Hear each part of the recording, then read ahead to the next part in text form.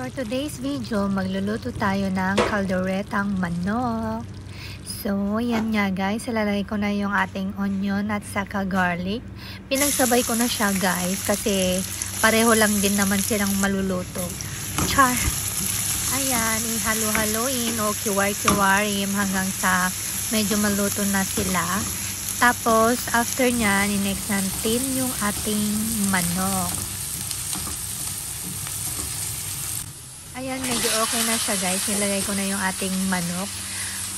Guys, pinakulan ko na yan kanina para malambot na konti.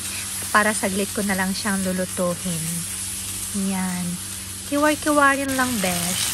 Tapos after nyan, nilagyan ko din siya ng asin at saka paminta. And then after nyan, lalagyan natin siya ng tubig. Ayan, medyo kita nyo medyo na sunog siya guys. Pero carry lang. Tapos nilagay ko na din yung Knorr cube. Tara! Yan. Guys, nawala sa isip ko. Nagbi-video pala ako. Yan, hindi ko na nabidyohan kung paano ko nilagay yung aking carrots at saka potato, hot dogs, ganyan. Pero ang ginawa ko dyan kanina, yung potato at saka carrots, pinakuluan ko siya dun sa tubig para ihalo ko na lang siya dyan. Tapos yung hotdog, niluto ko din siya guys bago ko nilagay. Tapos yung meron din pala siyang bell pepper, yung green.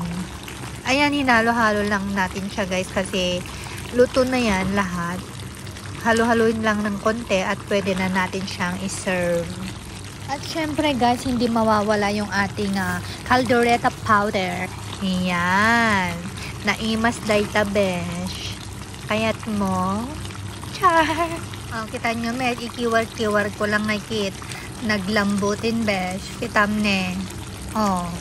Nag-ikatadjela sag na. Dalawa lang kaming kakain yan guys. Nung kasama ko sa room sa Ate Nova.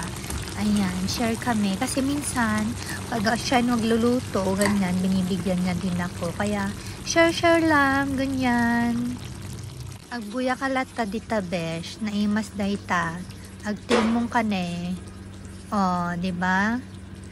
Imas. Ayan, hanggang dito na lang guys ang aking video. Pag di pa kayo nakapag-like dyan, i-like nyo na at subscribe. At wag din kalimutan yung notification bell. Thank you. Mwah mwah. Chup chup.